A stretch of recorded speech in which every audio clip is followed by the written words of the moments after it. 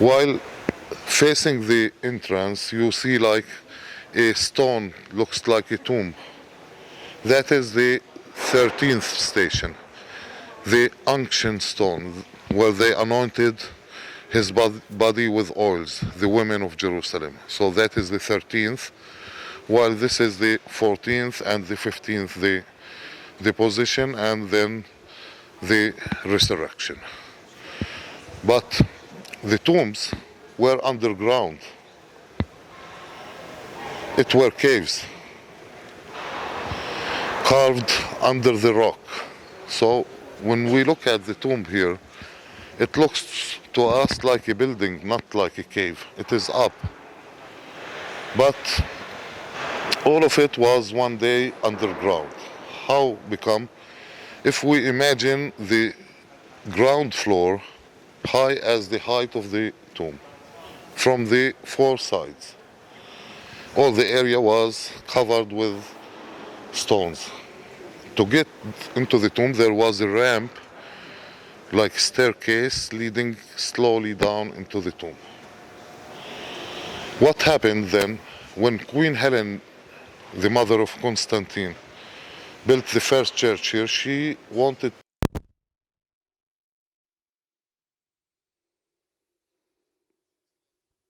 the sides around the tomb to take them off. So she took off all the sides around, and she lowered the ground level around.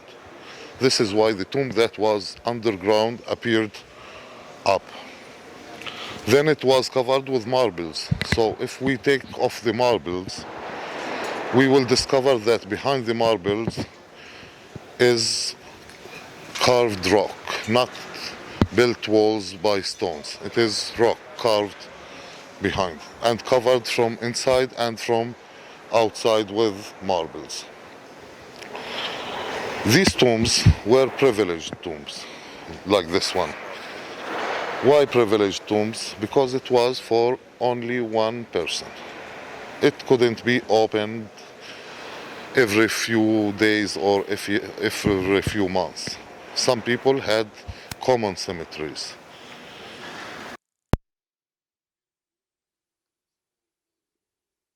This one was for one person. These tombs, we call them in Hebrew kuchim, like hot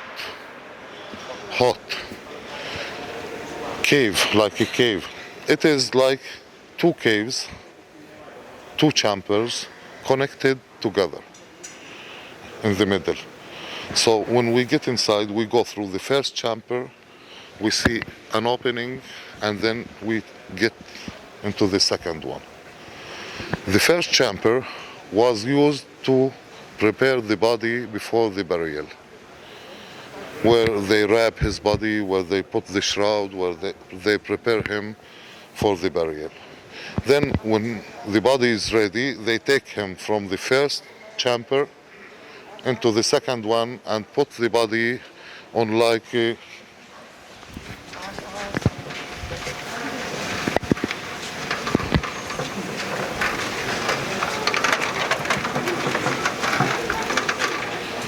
and place the body on stone bed inside, putting the body on the stone. That helps to decompose the body very quicker, yes. Like the Romans, they used to put the body in the sarcophagus, and the sarcophagus, like word, means the body or the flesh, like eater, who eats the flesh very quickly, because having the body on the rock itself activates the bacteria very quickly, and the body decomposes very quickly. So they used to put the body on the stone without a coffin, but the body has to be laid on the back, like sleeping, looking the heaven, but his direction is toward the Temple Mount. So in the Holy Land here, if you see any cemetery like not in Jerusalem, outside the city. From the direction of the tomb, you could know if he is a Christian, Muslim, or a Jew. If he is a Muslim, it is toward Mecca. If he is Christian, it is toward the east, the direction of the tomb. And if he is a Jew, it is always toward the Temple Mount and the Jehoshaphat Valley. So look, this tomb is facing the Temple Mount down. So they used to bury in the second chamber. So they keep the body away from the entrance. The entrance was through the first chamber. So the smell couldn't reach the entrance. While the rolling stone that was closing the tomb was closing the main entrance at the entrance of the tomb. The stone that was opened, rolled when the ladies came and found the tomb open. So we call the first chamber the angel's tomb also, because when the ladies came back and found the tomb open, an angel appeared to them and said to them, why you are looking for the living among the dead? So the tradition likes that he appeared to them in the chamber. This is why today we call it the angel's chapel, where the angel appeared to the woman. In the middle of in the center of the chapel, there is like a chandelier, marble chandelier.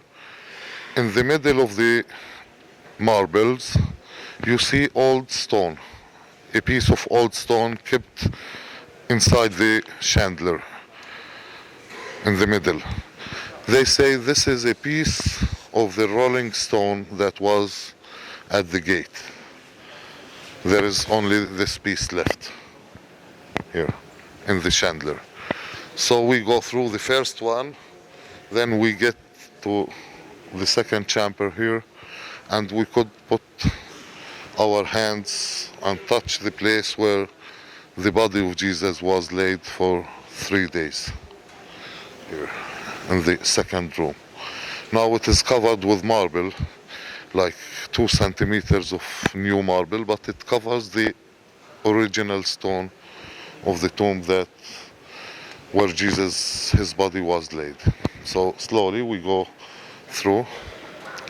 While the Golgotha then, when we go up, you will see the Golgotha divided like 2 altars, one at the right and one at the left. The right side altar is the Catholic side, while the left side is the Orthodox. At the Orthodox side, where is the altar, under the altar, you see a hall, small hall, and you see everybody queuing up like here and getting there, getting under the altar and putting their hands in that hole up. That is the place of the crucifixion. So the hall itself is where the cross of Jesus was fixed into the ground, in that hole.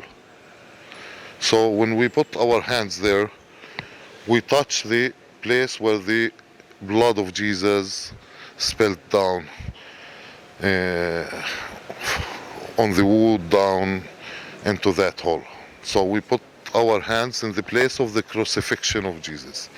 And we could see under glasses up the upper part of the Golgotha, where the crosses were, on the top, at the top. While the Golgotha itself is covered today with walls everywhere. It lost the original shape like a skull. It was similar to a skull in that side. But you know, many times here temples were built, then churches, many times destroyed. So the Golgotha was like damaged a little bit and have no more its shape like a skull. Golgotha means skull. It was looking like the skull. What was the area or the history of the area before Jesus? Here the place was a quarry, stone quarry. they were cutting stones and taking good stones for the buildings. And you know, when they cut, yes, please, go through. Your group is getting through? Yes, please. So, please just open for them a path to go through. So, it was a stone quarry. And they were cutting and taking only the good quality of stones, because the bad quality, it is worse to lose time cutting and taking stones that is not good. So they have taken all the good quality stones and left behind the bad quality. The Golgotha seems bad quality stones. Now I will show you how sandy stone it is.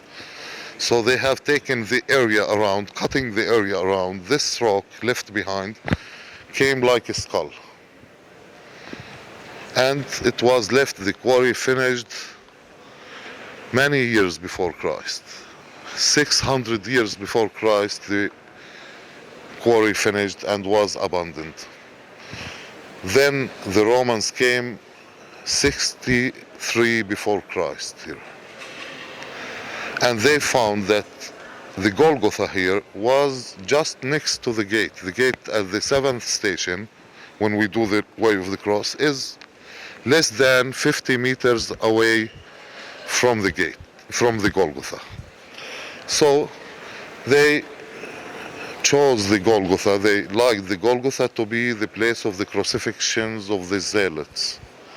You know who are the zealots?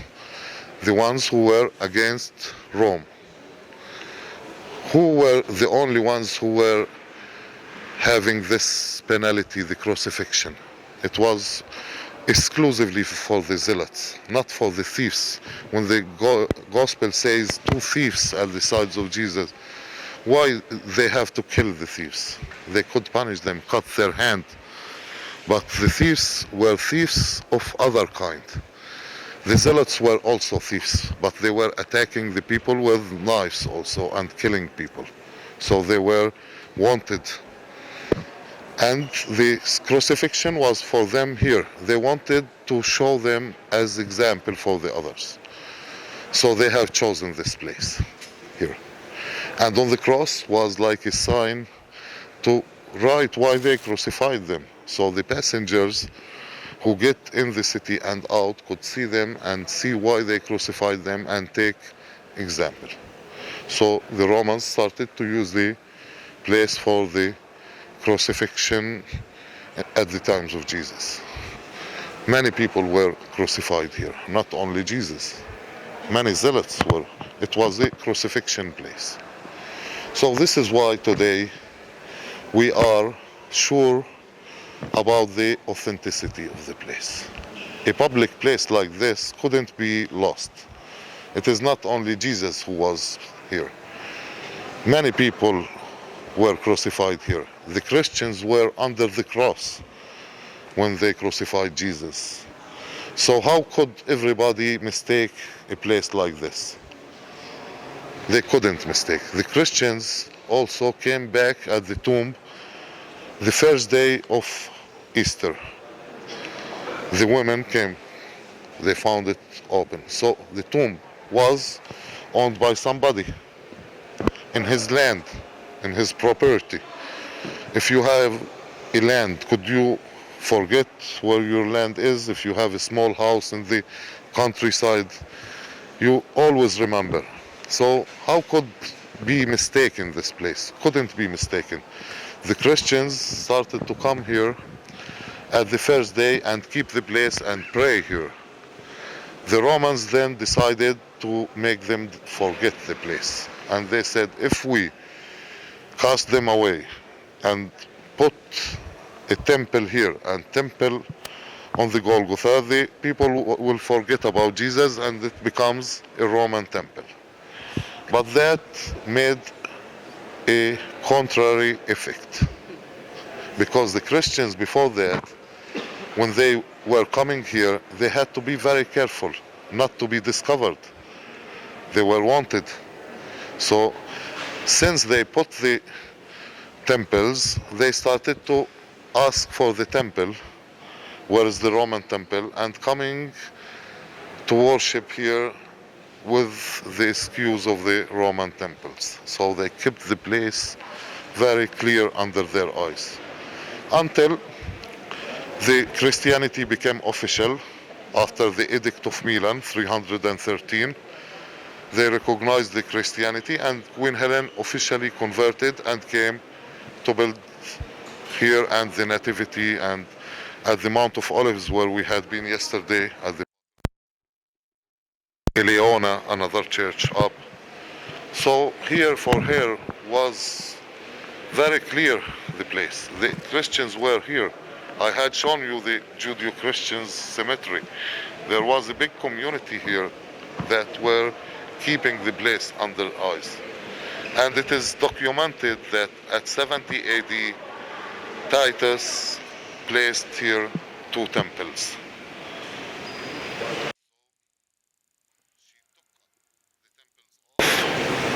And she built the first church. Until today, some stones of this Crusaders church are the same stones of the Roman temple, and some images of the Roman temple are still on the stones of the church. So there is no mistake in the place. The place was always handed down. Some people put in doubt the place and try to make or invent another place. But this is the real place. This is here, all the issues are for this place. So Queen Helen built the church. Then the church was destroyed by the Persians. Then the Crusaders came and built this one. So this church is a Crusaders church from the 12th century. Some of the old church, some columns are still standing at that side. When the Crusaders came and found some of the old church still standing, they said, why we have to destroy them? We keep them. And they built this church, leaving some side of the old Byzantine church. Now the church is divided between 6 denominations. As you know, the Crusaders, after the Crusaders, it was given for the Orthodox until the Crimean War. And then they did the status quo, the division between the Christians. The Turks made this agreement between the Christians to divide the Church of the Holy Sepulchre and the Nativity and to run them together. So each one knows his property, where his times, his masses, according to the calendar. They follow 3 different calendars here. So this year in Bethlehem we have Christmas 3 times. Yes, 25th of December, 7th of January and 19th of January. Nobody could change here and at the Nativity because all the rites are based for each one on the calendar. So if you leave your calendar, you renounce, leave your rites. Here they have to keep what they do every day at the same times to keep the rite. If they show that they don't do this, they lose anymore the right to have it. So it is like this. Everything is fixed between them. Even the materials for the cleaning, fixed which kind of materials, who, where, the stones, everything is fixed. The Orthodox keep the lion part. All the central church, look at the central side of the church. They call it the center of the universe, because it is facing the sepulchre that became in the Christian theology like the center of the universe. Exclusively it is Orthodox, while the tomb itself, at the morning they open at 5 and the Catholics start to keep the 5 daily masses every day for half an hour, and the last one is the high mass is 45 minutes every day. I think it is at 6:30 for the Catholics. So we celebrate the morning masses until 7:30, and then the tomb gets back to the Orthodox. They keep it the whole day until the procession, the Catholic procession every day between 3 and 4. In that time, for 15 minutes, they exchange, and the Catholics take the tomb for 20 minutes maybe when the procession gets through the tomb.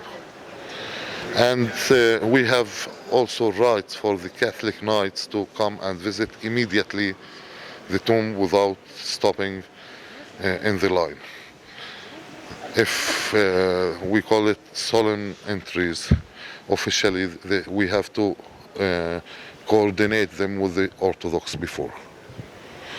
On the Golgotha we have the right side altar, and we have another altar here behind the tomb dedicated to Mary the Magdalene. We have an altar in the Queen Helen's chapel. So we have more than the others after the Orthodox. The Copts, they have only this altar behind. The Armenians have two, and they have side at St. Helen's Church, and this is their convent. This is the Armenian convent at the right. Here you have like a door, and they sell candles now here. That is the Armenian convent. Behind is the Coptic. The Catholic is at that side, and the Orthodox in the courtyard. Then we have another two denominations beside Armenians, Catholics, Orthodox, and Coptics. We have Syrian Orthodox who come few times a year to celebrate masses at the Golgotha and at the Coptic side. Then we have the Ethiopian church who own a side of the church here, a chapel, not inside but outside chapel. It is part of the building. We call it St. Michael's Church, the Ethiopians. So 6 denominations are present in the church. Now when we finish here the visit of the tomb, we go for the Mass. After the Mass, we could go up and touch the Golgotha without any pressure, because the queue is here more than any place. At the morning it is good, always like now. At the afternoon you can't expect how many people could be. So now when we finish, we turn from behind and go to that side.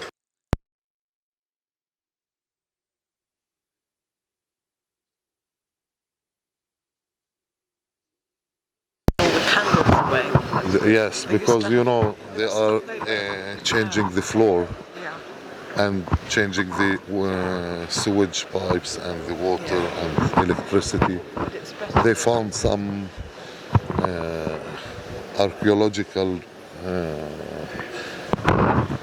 few archaeological things, so until now we don't know what is inside they didn't publish. The tomb itself was, who came 10 years ago, was all of it fixed with irons. Maybe you remember. Yes. A few years ago, before COVID, like in 2017, they fixed the tomb now. Here, to do any restorations, they have to agree all of them together. Without the agreement of everyone, they can't. Even the Coptics, even the Armenians who don't have anything in this side, but the property is like common.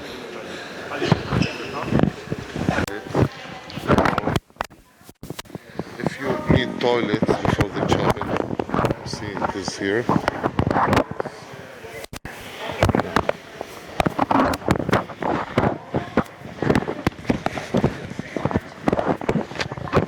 This is Greek.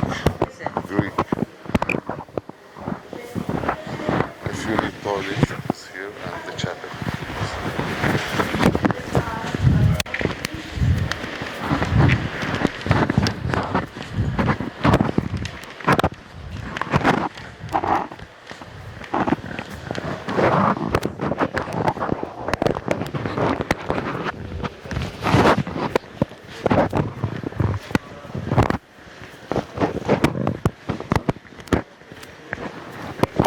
Just there, you find them in the chapel there.